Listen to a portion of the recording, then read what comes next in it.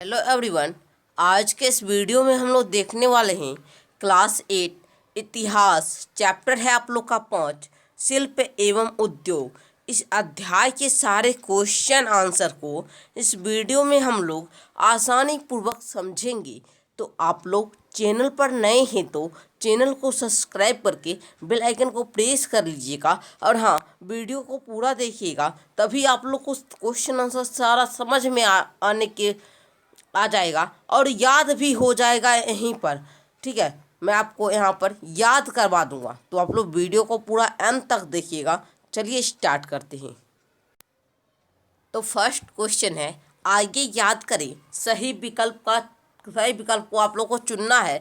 एक में कह रहा है 18वीं शताब्दी में भारत का प्रमुख उद्योग निम्नलिखित में से कौन था। तो आप लोग को भली भांति आप लोग ये जब चैप्टर पढ़ रहे होंगे तो आप लोगों ने जाना इसमें वस्त्र के बारे में ज़्यादा दिया, तो इससे भी आप लोग जान सकते हैं कि यहाँ पर वस्त्र उद्योग जो है हमारा कौन नंबर ये राइट हो जाएगा। 18वीं शताब्दी में भारत का प्रमुख उद्योग वस्त्र उद्योग था। दूसरा क्वेश्चन है आप लोग का, federation of India chambers of commerce, जिसे हम लोग शॉर्ट में FICCI कहते हैं, की स्थापना कब हुई थी। तो आप लोग भली भांति जानते होंगे सन 1927 ईस्वी में हुआ था। ठीक है, FICCI की स्थापना 1927 ईस्वी में हुई थी। 3 नंबर क्वेश्चन है आप लोग का, जूट उद्योग का प्रमुख केंद्र था। तो जूट उद्योग का प्रमुख केंद्र बंगाल था हम लोग का। ठीक है, ग नंबर राइट हो जाएगा। आगे 4 नंबर है आप लोग का यहाँ पर, सन 1818 में अंग्रेज सरकार ने किस उद्देश्य से मजदूरों के लिए नियम बनाए। तो अधिक उत्पादन के लिए। ख नंबर आप लोग का राइट हो जाएगा यहाँ पर। आगे है, all India trade union Congress की स्थापना कब हुई, जिसे हम लोग AITUC कहते हैं। तो इसकी स्थापना हुई थी 1920 में। ये आप लोग का VVI क्वेश्चन है। ठीक है, 1920 ईस्वी में हुई थी। ऑप्शन थोड़ा कट रहा था, यहाँ पर देख लीजिए ख नंबर राइट हो जाएगा 1920 ईस्वी में। आगे आप लोग का 2 नंबर है, निम्नलिखित के जोड़े बनाए।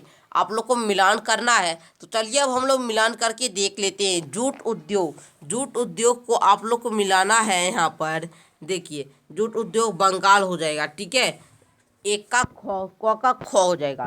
ऊनी वस्त्र उद्योग, तो ठीक है, इसका हो जाएगा आप लोग का यहाँ पर कश्मीर। ठीक है, कश्मीर। आ गया जामदानी उद्योग का हो जाएगा लखनऊ। ठीक है, लौह उद्योग का जमशेदपुर। ठीक है, उसके बाद आगे है नील बागान उद्योग, इसका चंपारण। इस प्रकार आप लोग मिलान कर लीजिएगा। ठीक है, आगे हम लोग देखते हैं। आगे आप लोग का है, आगे विचार करें। 1 नंबर क्वेश्चन है, कैलिको अधिनियम के उद्देश्य क्या थे। क्या उद्देश्य थे उसके, कैलिको अधिनियम जो था उसके क्या उद्देश्य थे। तो आप लोग उत्तर में यहाँ पर लिखेंगे, अपने उद्योग को बढ़ावा देने के लिए इंग्लैंड ने सन 1720 ईस्वी में कैलिको एक्ट में बनाया गया। इसके अनुसार भारत के बने दिखने वाले छायादार कपड़े और छीट के इस्तेमाल पर पाबंदी लगा दी गई, यानी कि रोक लगा दी गई। उनके आयात को इंग्लैंड में रोक लगा दिया गया।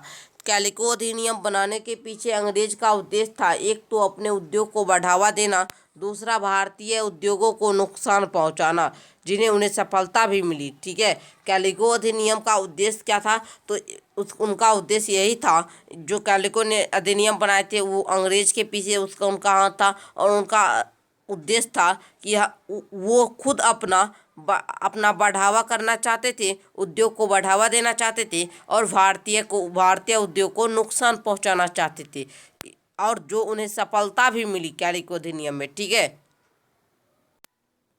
क्वेश्चन नंबर 2 है फ्रेंड्स आप लोग का यहाँ पर, मुक्त व्यापार की नीति से आप क्या समझते हैं। मुक्त व्यापार की नीति, तो आप लोग उत्तर में लिखेंगे, भारतीय उत्पादों की इंग्लैंड में बढ़ते हुई सामान को देखकर 1813 ईस्वी में इंग्लैंड की सरकार ने मुक्त व्यापार की नीति को अपनाई। पहले केवल ईस्ट इंडिया कंपनी को ही भारत के साथ व्यापार करने का एकाधिकार था। अब मुक्त व्यापार की नीति अन्य अंग्रेजी उद्योगपतियों द्वारा भारत में व्यापार करने की स्वतंत्रता प्रदान की गई। इस नीति के तहत आयात निर्यात में भेदभाव थी इंग्लैंड द्वारा किया गया। भेदभाव जो था, भेदभाव भी इंग्लैंड के द्वारा। ये जो आयात, इसमें आयात मतलब होता है, ठीक है, आयात निर्यात मतलब यहाँ पर खरीदना, और निर्यात मतलब होता है बेचना, ठीक है, खरीदना खरीदने बेचने में भेदभाव था। और वो जो किया था भेदभाव, वह इंग्लैंड के द्वारा किया गया।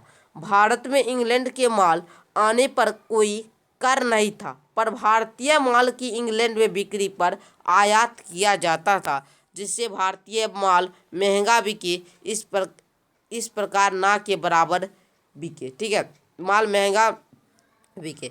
मतलब यहाँ पर कह रहा है कि भारत के में इंग्लैंड के माल आने पर कोई कर नहीं था। जो भारत में जो था, इंग्लैंड का अगर सामान भारत में आया तो उसमें कोई कर नहीं लगता था, जबकि भारत का माल इंग्लैंड पे जाने पे उनको कर लगता था, यानी कि टैक्स लगता था, ठीक है। तो आगे हम लोग देखते हैं। क्वेश्चन नंबर 3 क्या है आप लोग का, भारतीय उद्योगपति को भारत में उद्योग की स्थापना के मार्ग में क्या क्या बाधाएं थी। उत्तर लिखेंगे, सन 1854 में बम्बई पहला गारमेंट का फैक्ट्री कावस जी नाना जी दाभार नामक एक पारसी ने स्थापित किया। सन 1880 ईस्वी तक पूरे भारत में 56 झूठा झूठ मिले पक्का हो गया था। इन नॉन के लिए विदेश से मंगाई जा रही थी। भारतीय ब्रह्म उद्योग की प्रगति ने विदेशों की चिंता में डाल दिया। भारतीय उद्योगपति ने सामने यह समस्या थी कि यदि किसी तरह की, क्या लिखना है आगे, इसी तरह की अंग्रेजी सरकार भारतीय प्रविष्टों को बढ़ावा देने का कार्य करती है तो उत्पादन क्षमता में वृद्धि की जा सकती। उन्होंने मांग की, इंग्लैंड से आ रहे कपड़ों पर सरकार विशेष रूप से विचार कर रही है ताकि वे भारत के बने कपड़ों के से महंगे बाइक खरीद सके। लेकिन अंग्रेजों ने ऐसा नहीं किया, बल्कि ऐसी नीति अपनाई कि भारत का औद्योगिक विकास धीमा रहा। साथ ही ब्रिटिश अधिकारियों के निर्देश पर बैंक ऊंचे ब्याज दर भारतीय उद्योगपति को कर्ज देते थे, जिससे उन्हें काफ़ी परेशानी होती थी, ठीक है। अंग्रेज तो था वह बहुत ही ज़्यादा भारत में विनाश पे बहुत ही ज़्यादा हुआ करता था, ठीक है, भारत पर बहुत ज़्यादा अत्याचार करता था। तो आप लोग यहाँ से एक बार स्क्रीनशॉट ले सकते हैं आंसर का, ठीक है, लिख लीजिएगा आप लोग इस प्रकार। आगे देखते हैं क्वेश्चन नंबर 4। देखिए आप लोग का आगे 4 नंबर क्वेश्चन है। यहाँ पर थोड़ा गलती लिखा गया, मजदूरों के हित में, ठीक है, मजदूरों के हित में पहली बार कब नियम बनाया गया, उन विवरणों का विवरण पर क्या प्रभाव पड़ा, ठीक है, उन नियमों, यहाँ पर थोड़ा क्वेश्चन टाइप करने में मिस्टेक हो गया। क्वेश्चन है आप लोग का, मजदूरों के हित में पहली बार कब नियम बनाया गया, उन नियमों का मजदूरों पर क्या प्रभाव पड़ा, ये क्वेश्चन था। आंसर में लिखेंगे आप लोग, भारतीय उद्योगपति भारतीय जलवायु से, यहाँ पर मिस्टेक है, ठीक है, 15-16 घंटे से लेकर 18 घंटे तक काम का घेरा था। उन्हें कोई सुविधा भी नहीं देते थे, अत्यधिक कम कर्मचारी देते थे, पर निर्णय ने हुक्म व हड़ताल दी। भारतीय उद्योगपतियों ने उसे समरूप को नहीं माना।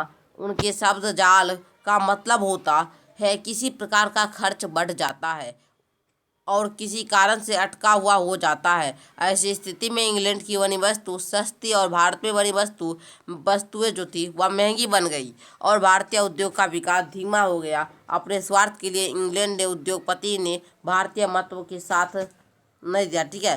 सरकार ने सन 1881 में दाखिले के हित में पहली बार नियम बनाए, जिसमें दाखिले की स्थिति को सुधार हुआ। उन नियमों में मजदूरों पर क्या प्रभाव पड़ा, तो सुधार हुआ, ठीक है। आगे आप लोग का क्वेश्चन नंबर 5 है। यहाँ पर क्वेश्चन नंबर 5 है फ्रेंड्स, स्वतंत्रता प्राप्ति के बाद भारत सरकार ने बदलाव की स्थिति में सुधार के लिए कौन कौन से कदम उठाए। आंसर में लिखिएगा आप लोग, स्वतंत्रता प्राप्ति के बाद भारत सरकार ने बदलाव की स्थिति में सुधार के लिए न्यूनतम मजदूरी कानून देखिए आ गया, मजदूरी कानून रहने को निश्चित किया, जिससे उनकी स्थिति में और सुधार आने लगा। उनके काम के घंटे में कमी की वजह से साप्ताहिक अवकाश दिया गया। काम के दौरान घायल हुए लोगों को देने का नियम भी बना, मतलब रुपया देने का, इलाज कराने के लिए रुपया देने का भी नियम बनाया गया, जिससे स्थिति पहले से अच्छी हुई। ठीक है, आगे अब आप इसी प्रकार हम लोग का ये जो चैप्टर है इसका सारा क्वेश्चन आंसर खत्म होता है। फिर मिलते हैं हम लोग अगले वीडियो के साथ, तब तक के लिए धन्यवाद।